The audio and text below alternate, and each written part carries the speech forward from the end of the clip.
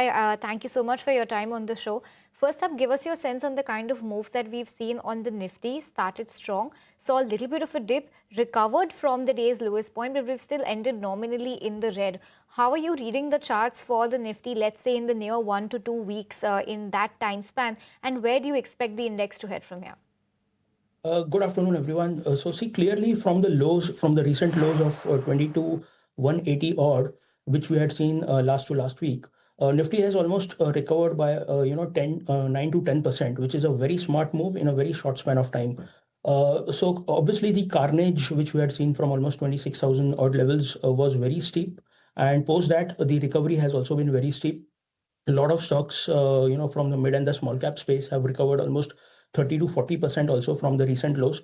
So going forward, we feel that obviously the geopolitical concerns are still here. The war has not yet ended. There was a brief ceasefire. Again, probably we can see a second round of talks between Iran and USA, but it all depends on how things shape up. So clearly, as far as Nifty is concerned, some kind of profit booking was seen today on the screen around 24,200, 24,250 odd levels. And we feel that going forward also in next couple of days trading sessions, we can see some kind of resistance around 24,300, 24,400. In case there are any positive developments, in case there are any news of de-escalation, which probably we might hear over next couple of days, then in that case probably we can see Nifty moving towards 24,500 levels as well, and eventually 24,800. But in case there are any unforeseen events, and if there are no de-escalation news, then probably we can again slip towards 24,000 and maybe 23,800 also on the downside. So broadly, our sense is Nifty can be range bound between 23,500 and 24,500. That's the broader sense for a couple of weeks. So that's how the trader should set their positions. Okay, so that's the real expectation. Hi Nirav, this is Harsh here. Nirav, so what's your stock bias looking like? How should you play it? So as I mentioned, see a lot of stocks across mid, small, and large caps have seen a good bounce. But at this point in time, now we feel that the focus would definitely be on the Q4 numbers, which have already started.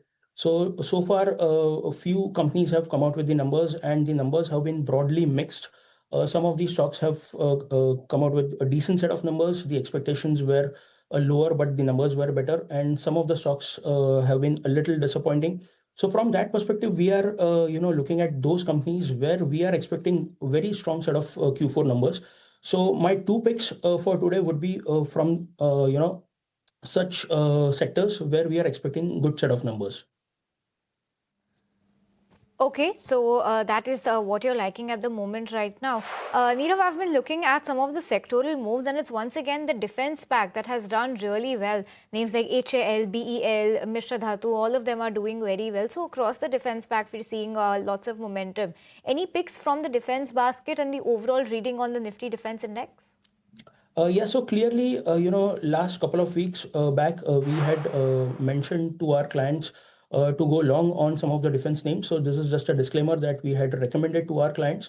From a medium term perspective, we had given calls on a couple of names like HAL, BEL, primarily because of the strong order book which they have and the carnage which we had already seen in these names over the last 5 to 6 months. So, talking about BEL, it is one of our topics from the overall defense space. Last couple of quarter numbers have been very, very strong, and we are expecting good set of numbers going into Q4 and eventually Q1 also. So, from that perspective, any dips in BEL would be a very good buying opportunity. And from a 1 year perspective, we can see a good upside of 15 to 20% on the stock. Okay, we'll take a bit of a pause on this conversation. Let me bring in Raghav. In fact, with regard to some of the stocks that have buzzed in trade this Thursday, Raghav, give us a sense. What are those names on your list? Well, Harsh, the markets closed in red today. The certain stocks that remained in news were HDB Financial, which was up about 6% in the market trading session today on the back of a healthy quarter. Asset quality has improved for them. NII is up 22%. NIM is up. Is at 8.23% for them versus 7.55%. PAT is up 41% for them. The management is expecting that NIM will hold at above 8% and is bolstering a strategic shift towards high-yielding segments. Moschip Tech was up 4% on the other end. Company is expected to acquire a 73% stake in Viva Labs for 245 crores. Pace Digitech on the other end was up about 2.5%. It secured an order worth about 6,459 crores. IndiCube was also up 3%, signed a 52 crore workspace deal with Japanese e-commerce giant. JM Financial had written a positive note for ON for VA Tech, and it was up 4.5% on the back of that. It initiated a coverage with buy ratings for them. Tejas Network on the other side of the markets was down 4%. Its revenues plunged on the back of yesterday's quarter report. The revenues have fallen 82.6% for them, and that's why they were down. These were the stocks that were on our watch list for today.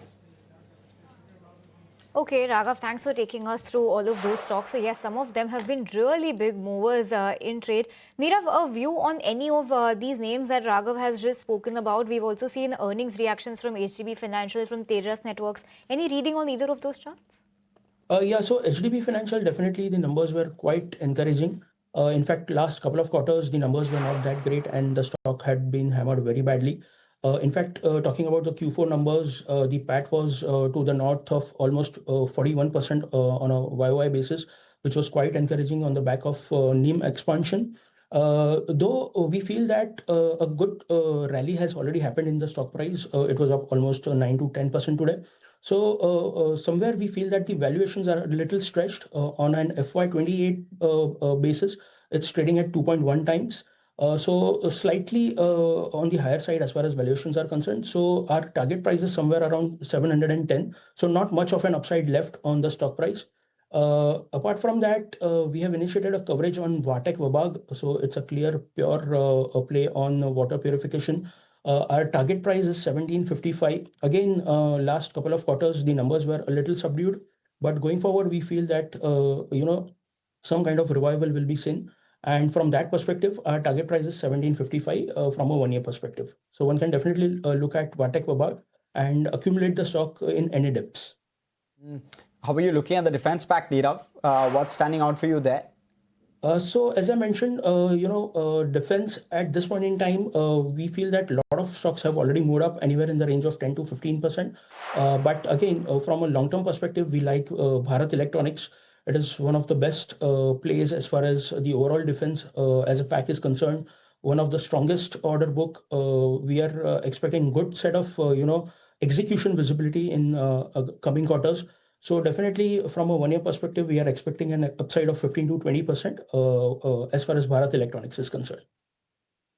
So some of the stocks that you're liking from the defense pack. Thanks so much, Nirav, for your time and for highlighting all of those stocks for us. Thanks once again.